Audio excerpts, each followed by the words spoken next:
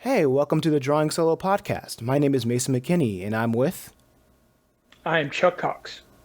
And if you want to find out how to get inspiration from anywhere, make sure you sign up to my newsletter and get a free ebook that'll show you how to do so. My gift to you. So, Chuck, where are you from? Oh, originally I'm from Wilmington, Delaware, but I've been living in North Carolina off and on since the 90s, mostly on. I think I've Often been on. here longer than I've been there. Yeah, I left for a little while. I enlisted, so I was gone for a few years, but I came back. Oh, enlisted in the military. Yes, Oh yes, I yeah. was in the United States Coast Guard. Oh, nice. Thank you so much for your service. Yeah, yeah, no Okay, problem. so what do you create? I create comic books. What? Okay, so nice. Why do you create comics? So I've been a fanboy, like a lot of us, since before I could even read.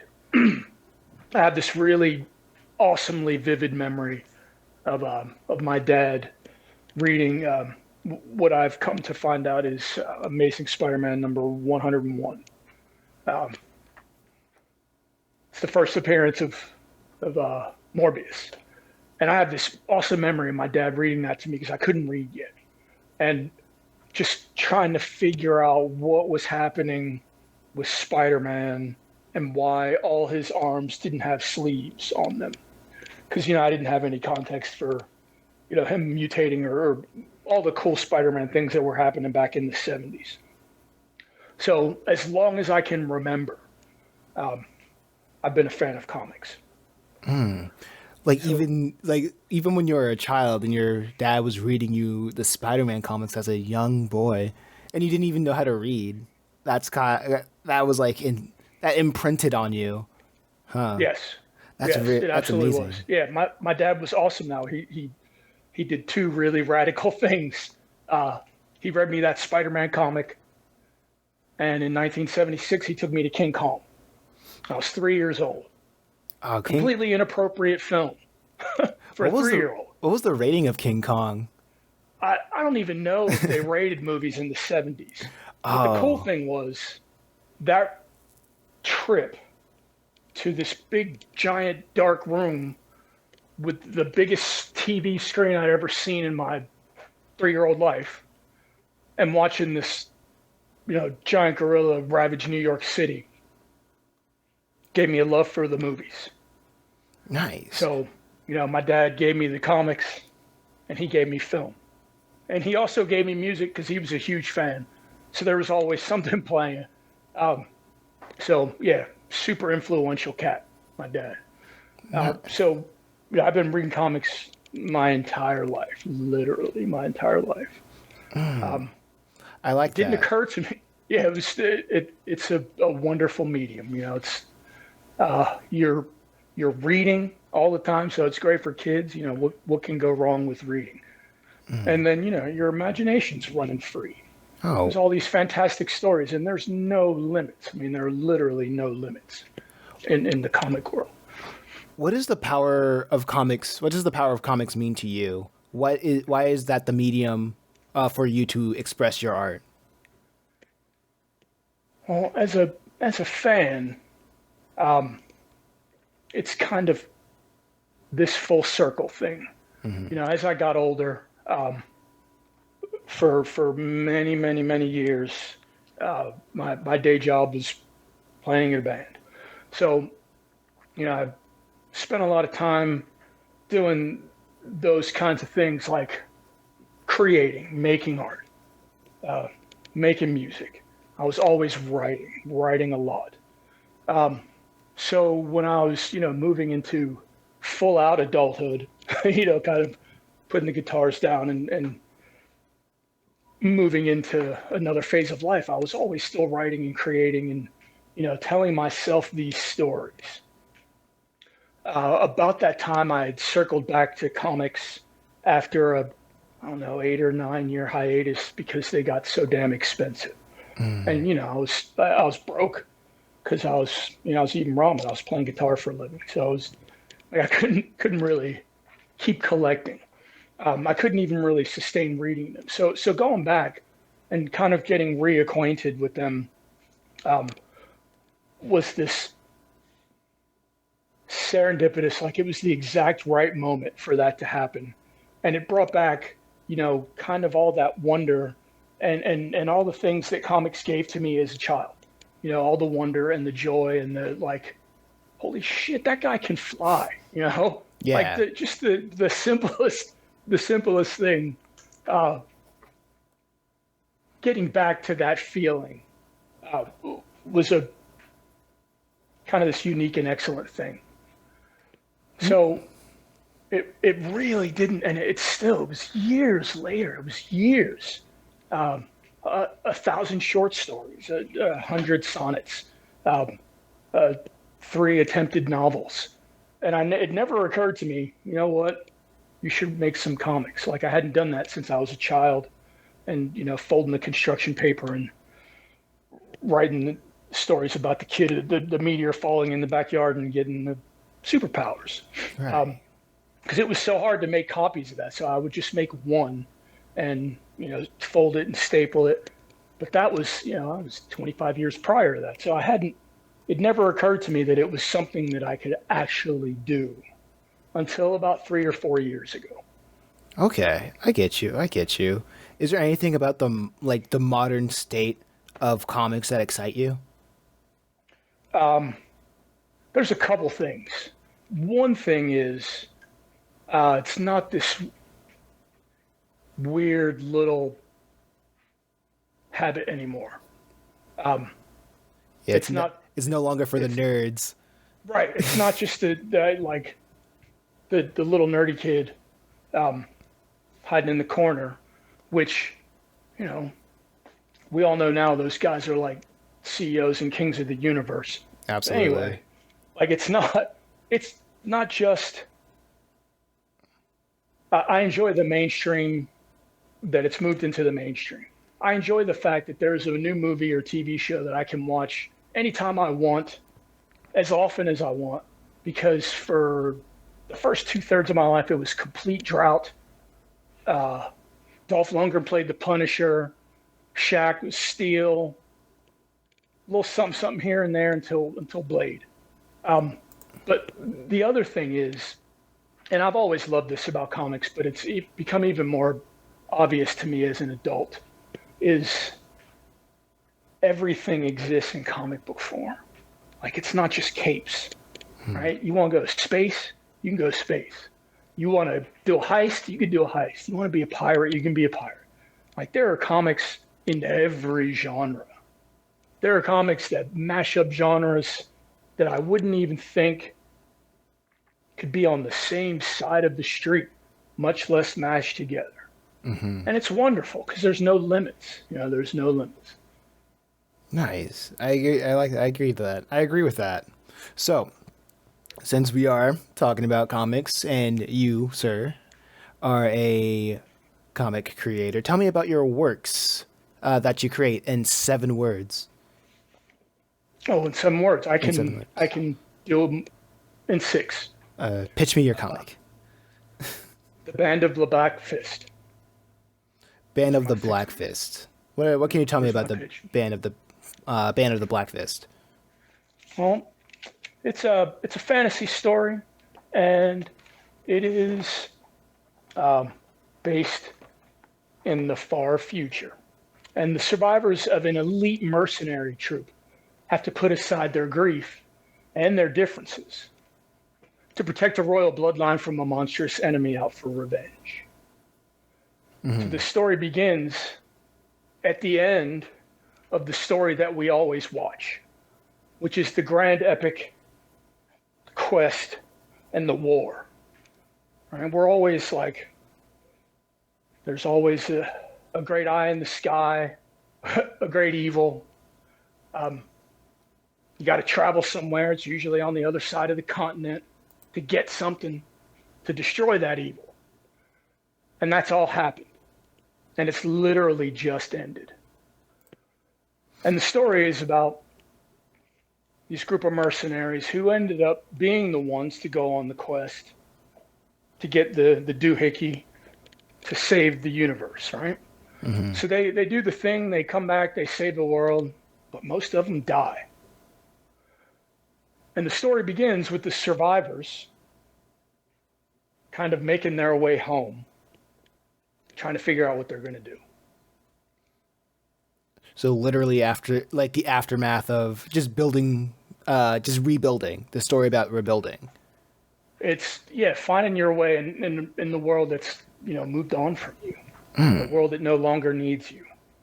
Now, and while you're dealing with that, dealing with the other things, like you said, rebuilding, this immense grief, this guilt.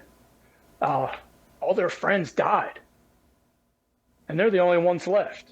Hmm. Now, it was a full-out mercenary company. There were a score. There were 20 of them.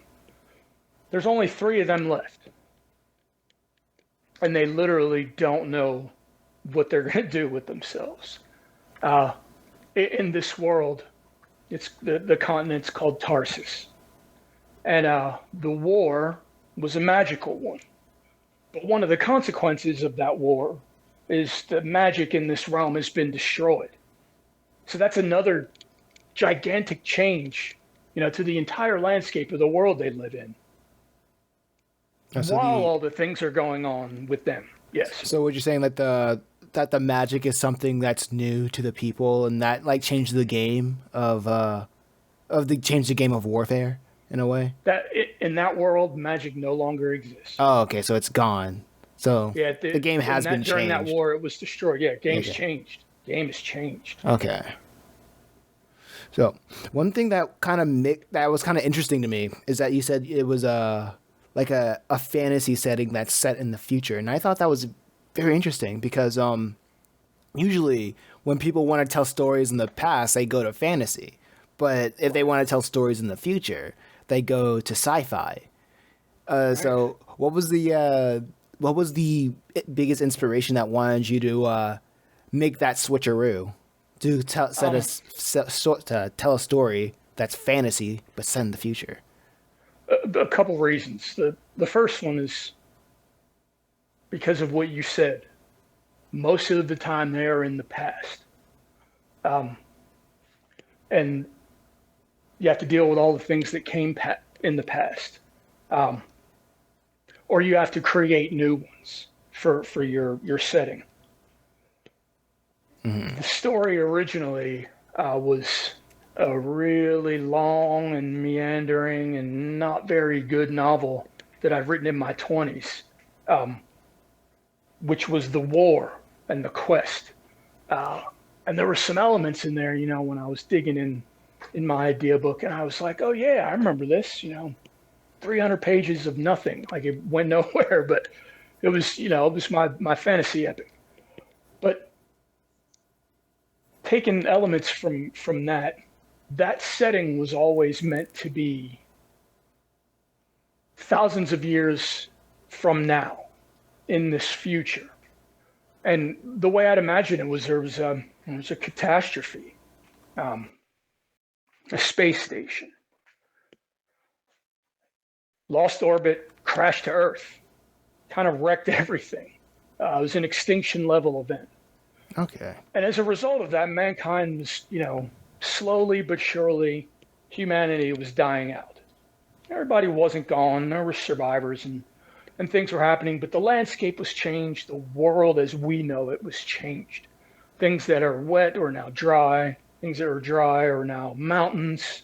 And, whole other areas were now at the bottom of the sea. Okay.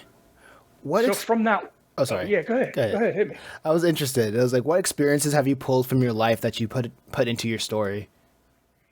Well, I was a 24-hour-a-day athlete for the first half of my life. 24-hour-a-day athlete. What can you tell me about 24-hour that? day. What can you tell me about that? I was a swimmer. I went to Olympic trials. I was on the national team for a minute. Had a world ranking for a second. Back in the day. So I was always in the pool. I was always training. I was the athlete.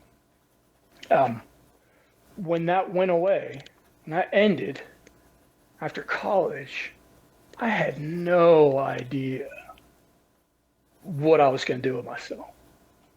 I didn't even really know, like, my entire identity was this kid in the Speedo. So, no more Speedo. Now what? I had no clue. So I drew very deeply on those kinds of feelings of, kind of aimlessness and those kind of things, going from a place of really strongly knowing who you are, knowing what you're about, knowing what your purpose is and what it is you do, and then having all that vanish literally overnight, like in an instant. Not even, you didn't even have the night to sleep it off. And it was this weird, bizarre 10-month soul-searching exploration at the time. So I drew on a lot of that to kind of sprinkle on top of the characters. At the same time, while I was hip deep in the scripting of this story, my mother was upstairs dying of cancer. So it was like this weird grief, like pre-grief, because why are you sad? Like, she's still here. Why are you even down here behind the screen? You should be up there, like upstairs, spending time with her. And she was super into it. She's like, you're writing your comic, like, do your thing. So there was a lot of, I don't want to say bittersweet, but they were things happening, in the world, in my little atmosphere, while I was writing about these characters who were dealing with very, very similar things. It sounds like a really parently thing to do, to see like their child be very interested, very passionate about something. And I think that's what a parent would really, really, at the end of the day, they would really want their child to find something that they love and they want to carry on their legacy, because And do it endlessly. Yes. yeah. So at the end of the day, like, yeah, you would wish like you would spend more time with her, but when she talks to you, it sounds like she felt like she'd done her job, and she done her job correctly. And Yeah, it was awesome. yeah, Awesome. so She was so into it. And eventually I figured out I can do two things. Like, I can actually go upstairs and sit with her and write this script, and I was getting stuff back from the artist and, moving stuff around and doing dialogue. And it was great. Having her be a part of it. And the book is actually dedicated to her. that's amazing. That's amazing. The next question is, what do you want your audience to take away from your story? What do you hope that the audience will take away from your story? Well, I hope they want to read more of it immediately. I hope when they finish, you're like, oh, man, I wish there was more of that. After that, I hope that they are entertained by it. A lot of comic reading is, escapist fun. And one of the cool things we can do as writers is explore all the, the really deep and meaningful and people parts, the human things that we feel and we go through and we experience, and we can pour all that into our work. But at the end of the day, we just want somebody to read it and be like, man, that was good. That was good. Okay. I want to read another one.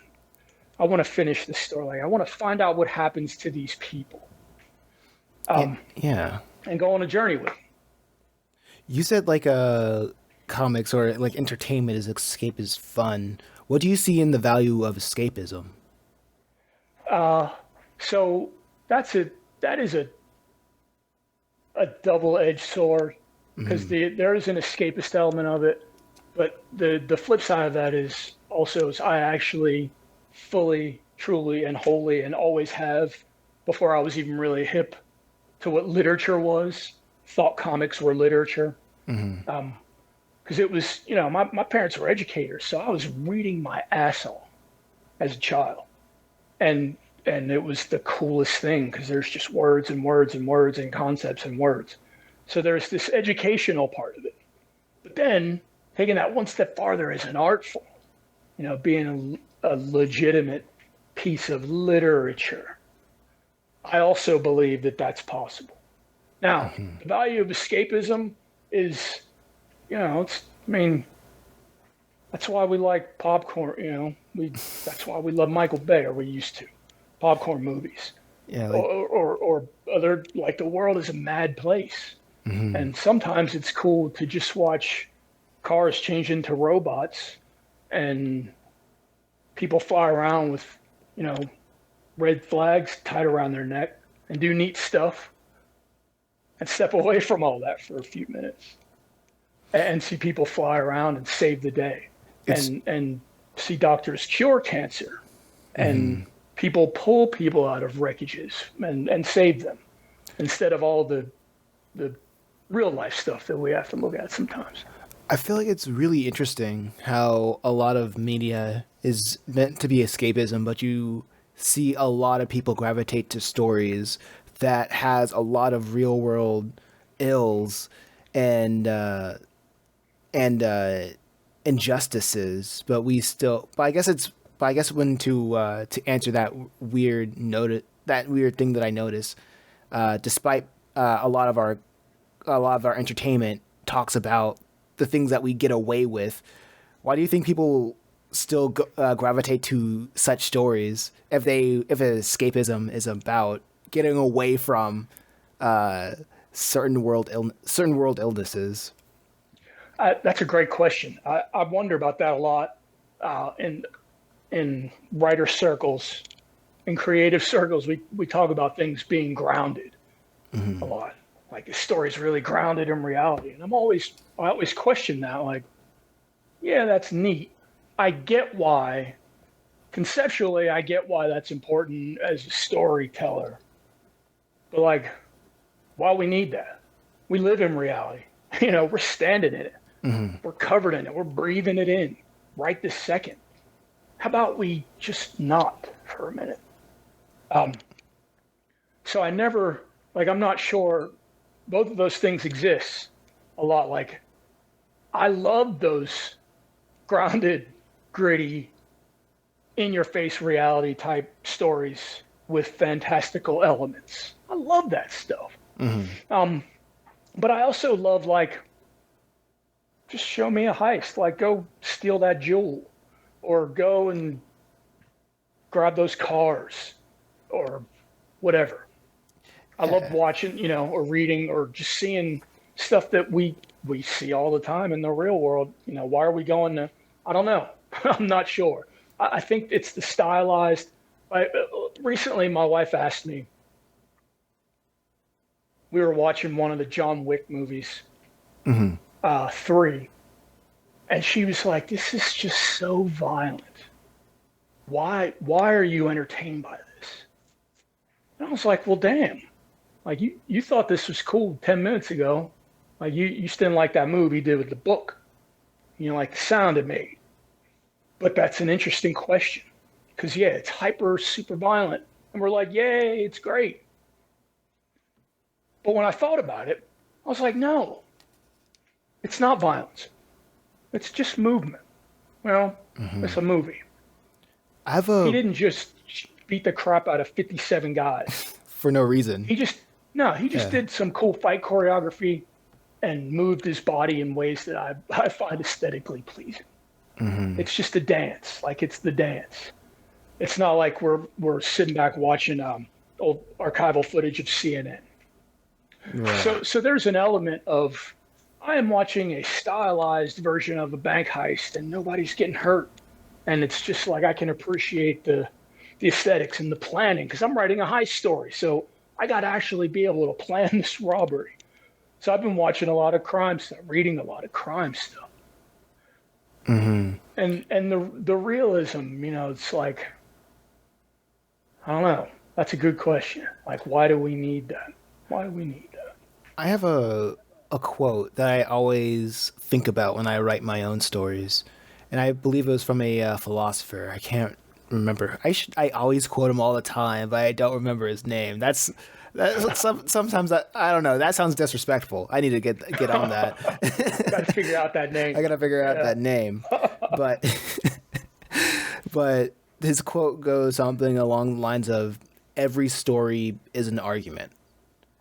And I think to an extension of that, every character is a different perspective of that argument, or the purpose of every character has like their own idea of what the main theme of the story is about.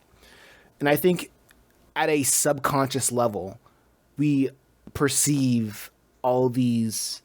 We perceive like the problem is the world's ills. With all these grounded stories, we have a set problem, and all these different characters, mostly flawed characters, to relate to that we can relate to, have their own perspectives of how to tackle this issue.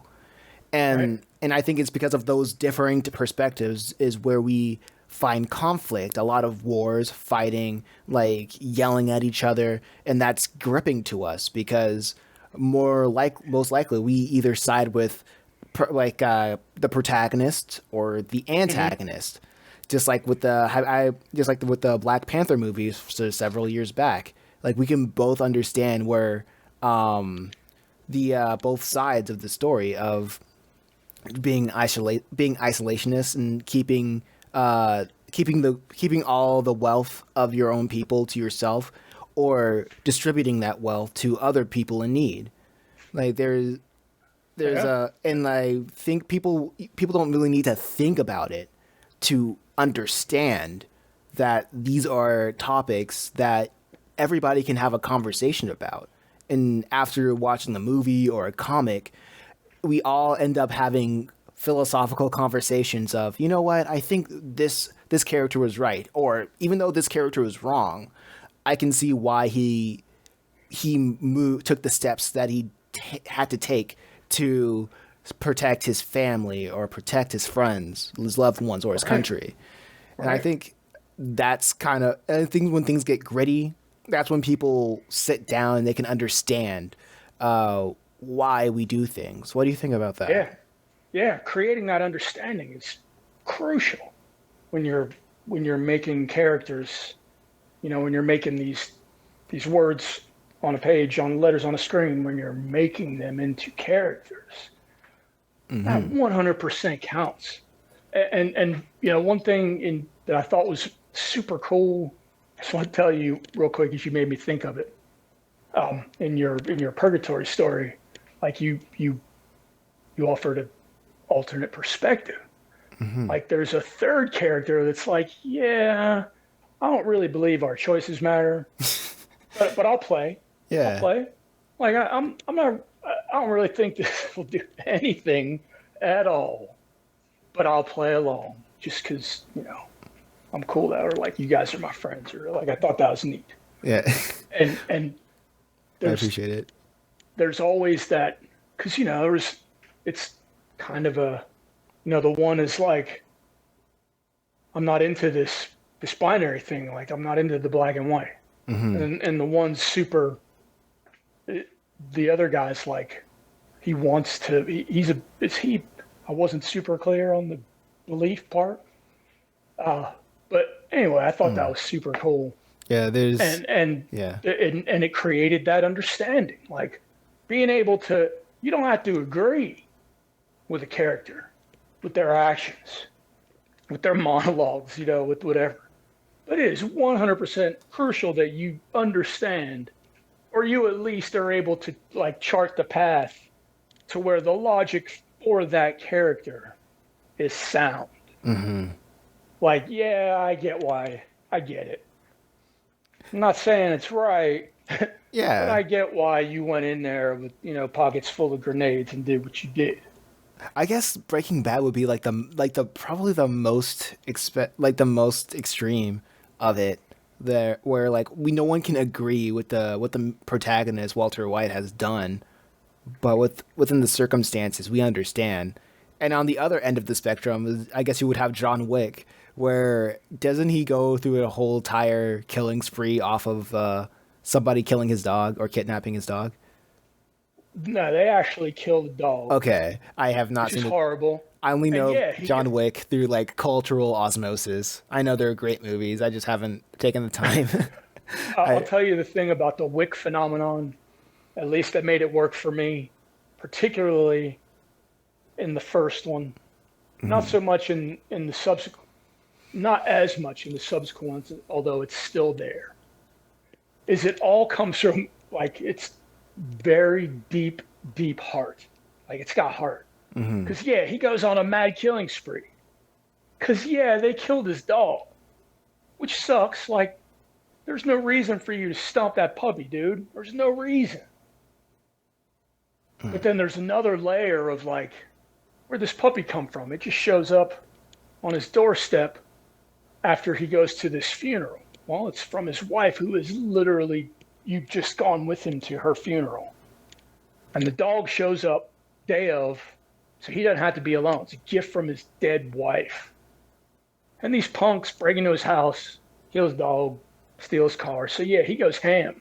But every single round that he fires, every single throat that he chops, you're like, yeah, yeah, you guys took more than the puppy, you know? yeah, that I guess that's also another thing that's very subconscious. It's just of clearly a power fantasy of like taking. Well, you don't take back from taking lives from a bunch of people who are just paid to do so. You Dish it know, out. but Yeah, at the same yeah, time, like we all had that feeling of if we had that power to try to right some wrongs, even though our what we think is right is just adding more wrongs, and nobody gets anything, and nobody wins outside of the satisfaction of proving that you could do something. I feel like that's like there's something about like the base urges of humanity that like humanity that we can at least connect to, or we can at least see why he did what he did, and we root for him with whatever oh yeah, endeavors that he's trying to achieve. yeah, most definitely.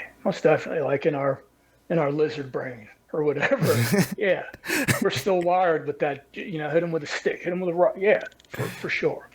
Yeah, I think it's like it's weird when people when I look into philosophy, everybody a lot like you would hear that people talk about the lizard brain of and how we need to go beyond that.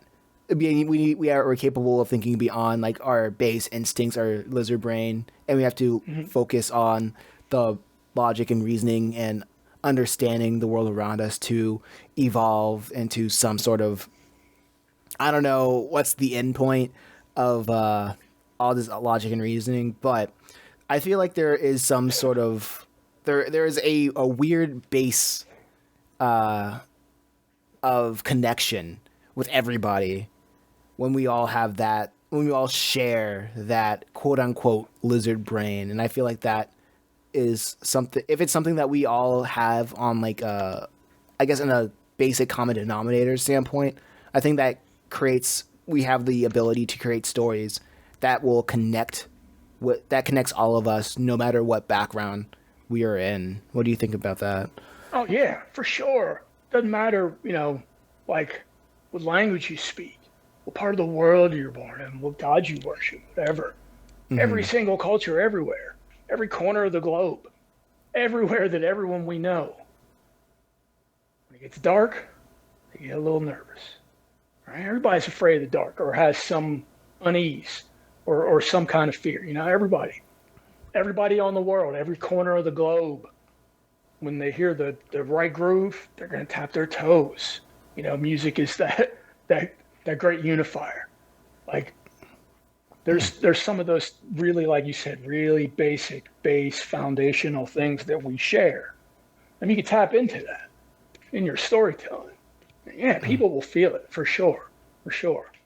I wonder if I wonder if that's why, you know, like revenge stories resonate with people. Like they never go out of style in every genre, they never go out of style. Like some kind of righteous return with you know, extreme violence. Yeah, exactly. You said something like a universe language, something as in music, and you mentioned earlier that you played in a band. What can you tell me about your band? And do you Yes. plan on making any music to accompany with your comic? Wow, that's wow. I No one's ever asked me that, and I never even thought of it. It just That's sounds like so a weird. simple thing that's two and two. That is Like taking that so weird. inventory of like all of your Yeah. talents. And I'm like, okay, how can I use what I'm good at? And another thing that I'm also good at, and I can use the sum like the sum And of put them put together. them together, and I can make Wow. a cool thing That's so I could like make a track, put that on Spotify. And when people like that music, I'll be like, oh yeah, it's accompanied to my comic, and that'll bring there's a more hook traffic to to the it. comic. And like people who just find you from the comic, they're like, you could say, oh yeah, listen to track of X, Y, and Z when you're listening to this, when you're reading this chapter, and people's like, what track X, Y, and Z? They look you up, and they find your music, and they find like, whoa, you do all this other stuff, and it'll be like a cool feedback loop of like Yes, connecting, it would. broadening your audience. I feel like that'd be Connecting the cool. dots. That's awesome. Now I'm gonna. Uh, I've been hovering around doing some solo projects. You know, like I've always some solo music. I've always played in bands. I play bass primarily, a little bit of guitar. But I got some toys. Like there's some electronic things that make some other things a little easier. Like I can play a little teeny bit of keyboard, like enough, a little bit of this, a little bit of that, to maybe try some just things for giggles. But um, I most of my life I played music. Went to a concert, third grade. I was 8. Again, it was wildly inappropriate for my age. It was life changing. That was Rick James, I Mary That's Jane so Girls, weird. Grandmaster Flash. That is so weird. Um, Started playing Honest. guitar at 9, and I guess in college I started playing in a band. Really, we, we I bought a bass. We started a band. Didn't really know what we were doing. It was awesome. Played with those guys until just a couple of years ago. But it, making music was always,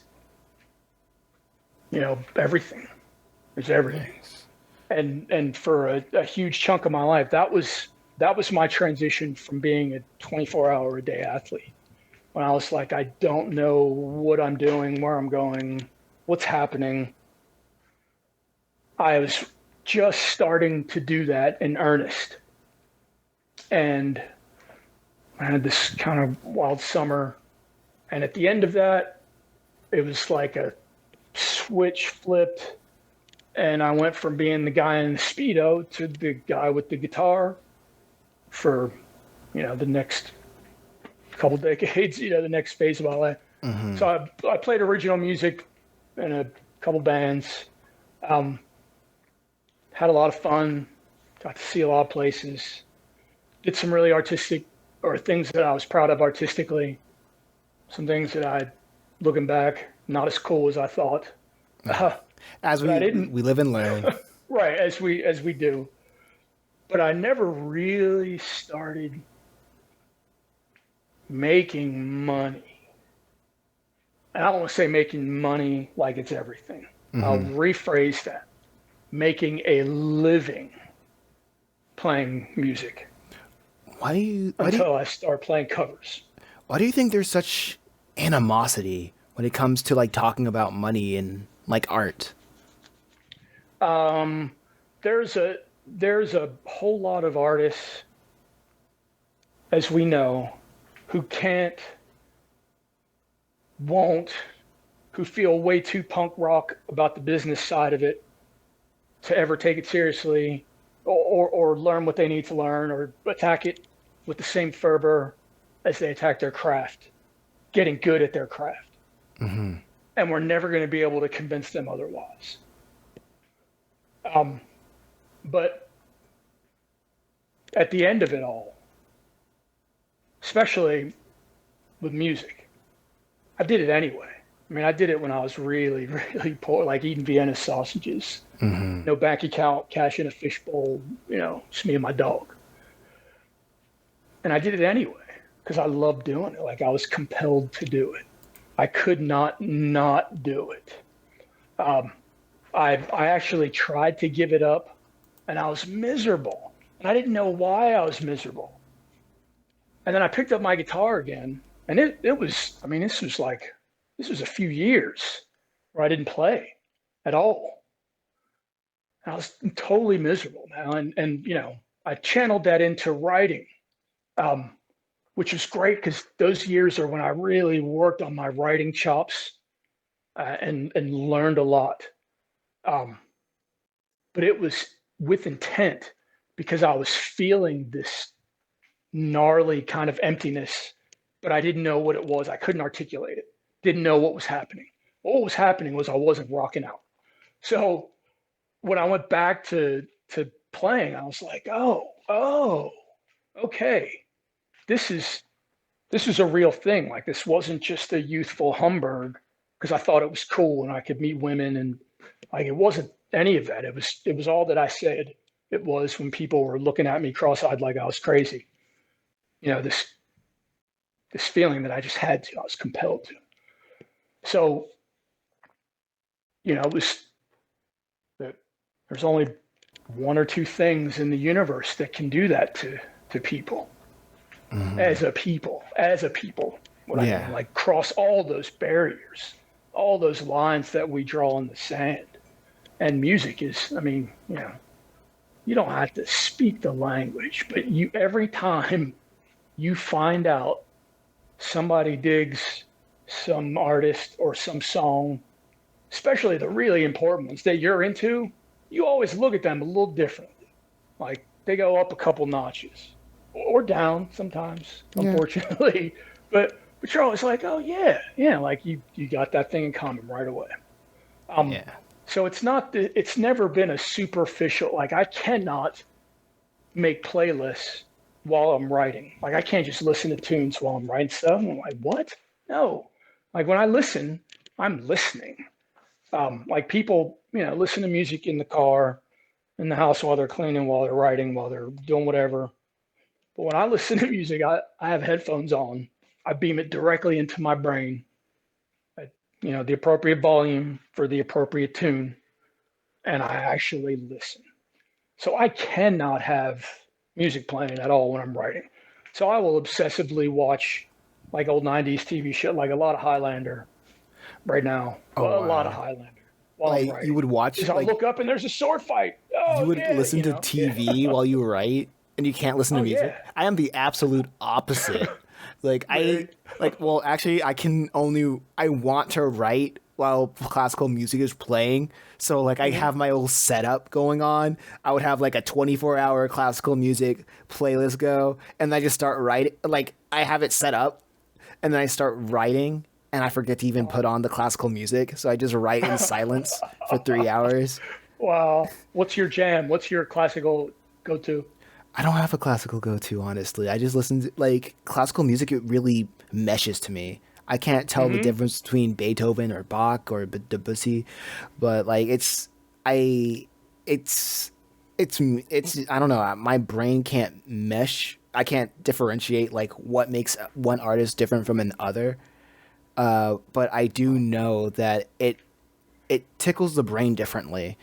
Listening to something classical over something that's heavily repeated, like instrumentals. Yeah. Oh, yeah, for sure. Do you do like the orchestras or string quartets or Oh, you orchestra. do the big ones? Yeah, I that's just usually great. do orchestras That's great. when I have music playing, orchestras or like piano. It's like but at the end of the day, I have it set up. I don't play it on accident. You just get in there and start going. Yeah, just start going. That's cool. What are some of your inspirations like through comics and music? What one of the probably my biggest inspiration. It's gonna sound corny, but whatever. I'm old enough. Nobody's gonna make fun of me. Sam Wilson, Sam Wilson. Falcon, in comics, and just it. I brought that into my life. I imprinted it at the right time. It was right around that time. My dad was reading me the Spider-Man. I had, this bevy. There were all these awesome action figures back then, and that was Falcon was the only black one, and that dude had wings. So I wanted wings, and my whole life I was what's your favorite superpower? Flight. Yeah, throw wings in, you're even cooler. You go on an airplane. Like, just yeah, right. Wings. Yeah, it's just always been kind of this image of black dude coming out of the sky with wings and his cool pet Falcon. And then on top of that, like his best bud was Captain America. And I had no concept of like all there was to unpack in that relationship and the concept of Captain America as a whole. And it was just these awesome stories of Steve and Sam, beating up Hydra and like doing cool stuff.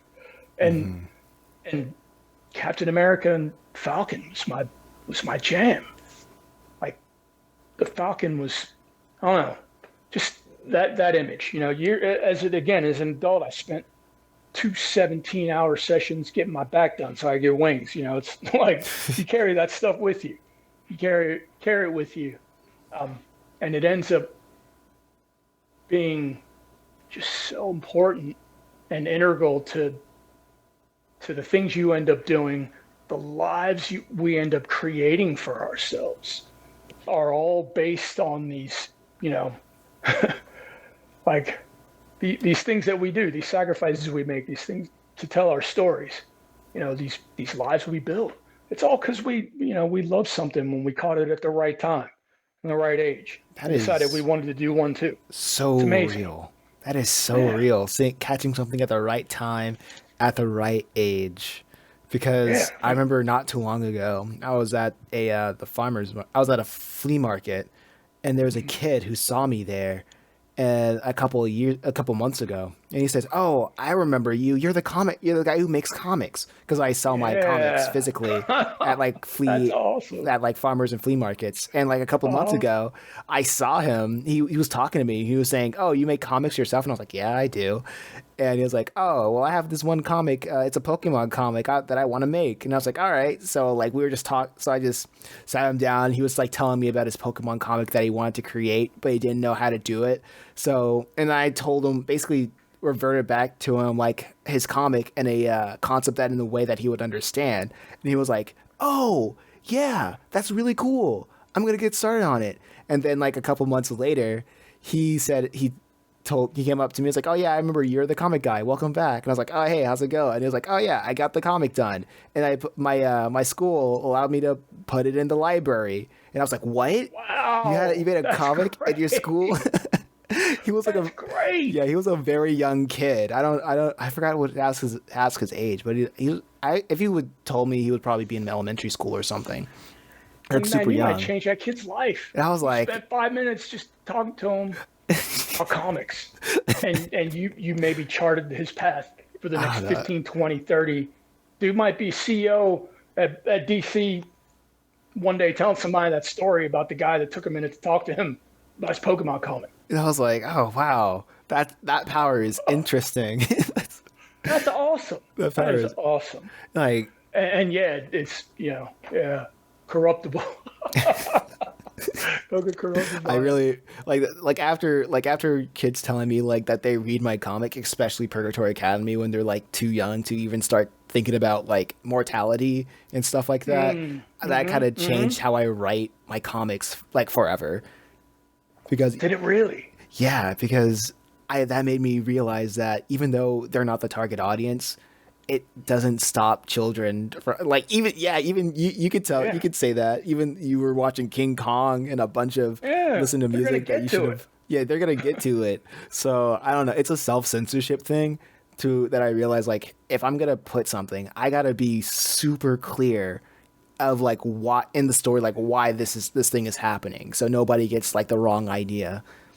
And I try to make sure that like all the characters are very explicit of like what they're trying to do, and in a way that in an expository way that doesn't stop the flow of the narrative, but at the same time, like I want children to be like, even though something is for adults, I would say I still want to be like, yeah, yeah, and if kids are looking at this peripherally, this is what's happening. Like, That's what's going on. this is what's going on. This is what's going on. Like, it sounds like a bad thing in theory, but I really, Oh, do you I feel like that's changed your storytelling at all, or your approach? What issue are you on now? I Chapter? I'm in. I'm switching between like four different series: Purgatory Academy, Chimera Island, Let's Go Metal Hero, and Just a Reaper. Just a Reaper is one explicitly for mature audiences, but with that one, it doesn't get too hard into like it's a lot of like crude humor and just gratuitous violence, but it's like fantasy violence. Right. Like even though like you see like people like the protagonist, he kills demons, so they're not really human, but like Right. the characters are just everyday people you'll probably see on the like everyday like 20 somethings that like speak vulgarly. And I think that's like the only aspect that, like they have crude jokes, they just speak vulgarly. That's like the only mature aspect of it. It could really be like a child, like a teenage thing if we really want it to be, but I felt like writing these characters authentically was going to be the main draw of Right. Let's Go Metal Hero. And that was Right. my friend Matthew Fennell's. That was his story, and he's been working on it for a while. And he came to me, and like we just started like hashing out like the first comic book in like 8 hours, and it was we knew our strengths, we knew what we wanted to do, and it was a really fun time, like writing That's that. cool. But I wanted to ask two more questions because I needed to ask you like what do you want to see more in your field, but we were just been having so much fun talking. Yeah. Well, I mean, I want to see more kind of just black everything. Black minority, diverse everything. I want to see the, Vampire Kings and the adventurers, sea captains, superheroes, knights in armor. I'll see all that. Now, with that said, there's a ton of that already. And you just got to find it. But I'm just greedy. I want more. I want more of that. I have this crazy vision of like the entire landscape of like indie landscape of comics, sequential art, storytelling, just being this kind of vast crate, and you could just kind of pick through it and grab what you want, like you're at the record store back in the day, and it's all there, and we can find it, and it's getting easier for me. Like I know where to look now, a little bit more, because it is really like there's a lot of that. I just want more of it. Just want more. I think we do have a lot of that. It's not the problem isn't we need to make more. We need to promote more. That's my perception of it. Yeah. Because Yeah, that's the thing. It's there. Because look You at all the just gotta find it. look at all the superheroes. We already have like Batman, Superman, Captain America, Spider-Man, Thor. There's like out of all the lexicon of like Marvel, we have like it's like about 10, and 10's not a lot. It's Nope. it's not really there's more more white superheroes than black superheroes. It's more of we need to understand how marketing works to like let people be more aware of what we have, so we won't end up tiring ourselves making more and more more and more black superheroes that's going to be tossed out like Batman's like any superhero's rogues gallery. You know what I mean? Right, right, right. So Like, I don't mean I think another the Luke Fox. Yeah, I think we need to be able the trick, and that's the thing is we're all trying to get there. How do we find people where they already are? Like, how do you find them? So I don't know. yeah, that's Right now, I see everybody trying to game the algorithm I really because 10 years ago it would show you everything. Like if your friend posted a picture, you would see the picture in real time.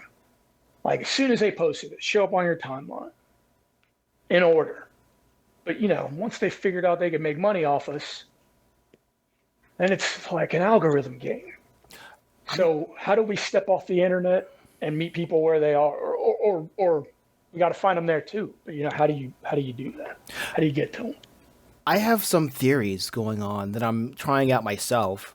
The first thing is that I've learned from binge watching a whole bunch of marketing stuff on YouTube. Like everything, like a lot of education is free. You just gotta look it out. Is like newsletters are such I've learned that newsletters are such an underrated tool actually because I Yeah. remember hearing statistics that social media and like such as Instagram, like when you make a post, only 10% of your followers will actually see it, and the other 90% are just new people that the algorithm is trying to push it to. And if it doesn't reach a certain threshold, then it's going to be dead in the water after that. So if people focused more on getting people's emails and their newsletters, then it wouldn't matter. Then, well, I guess let me just rewind it a little back. Rewind it a little bit better because this is why I'm getting a little bit excited. Because if we get people to sign on to the newsletters, we wouldn't have this struggle of reaching all these new people. Instead, we'll cultivate the people that we do have and use social media to do what it's been trying to do, and that's just getting us to getting our content, our art, or whatever we want to make to new people. Oh yeah, I'm with you. Yeah. I'm with So you. I chase emails. yeah, Chase them. chase I've been emails doing because that since the back in the day, like yeah, you being on the literally road with the band.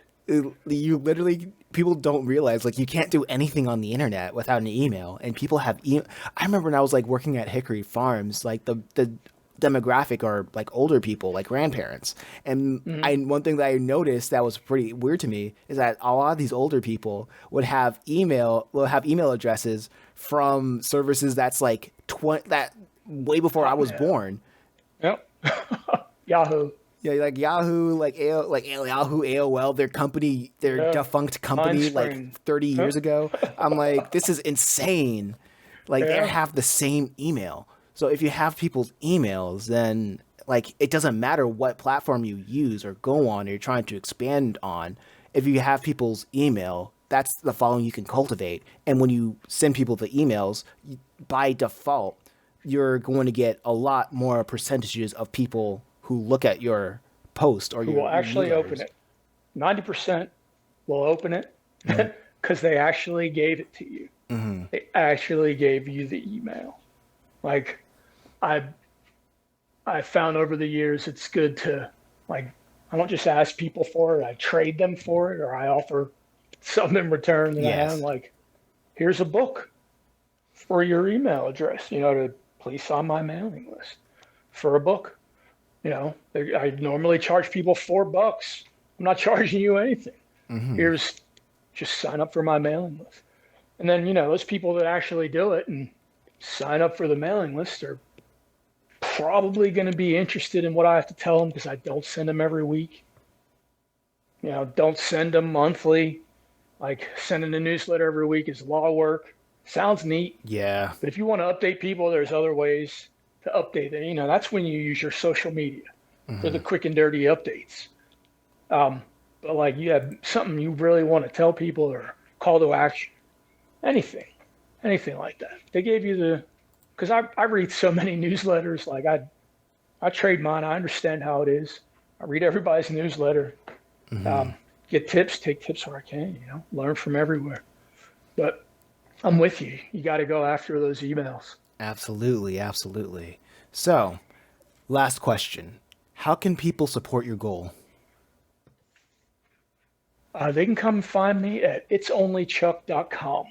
itsonlychuck.com. All right. And that goal is to just tell great stories to as many people as possible. Nice, nice. Focusing on the people who can see others who look like them. Absolutely, absolutely. Well, this has been the Drawing Solo podcast. My name is Mason McKinney, and I'm with Chuck Cox. And if you want to find out how to get inspiration from anywhere, make sure to sign up to my newsletter and get a free ebook that'll show you how to do so. My gift to you. Signing out.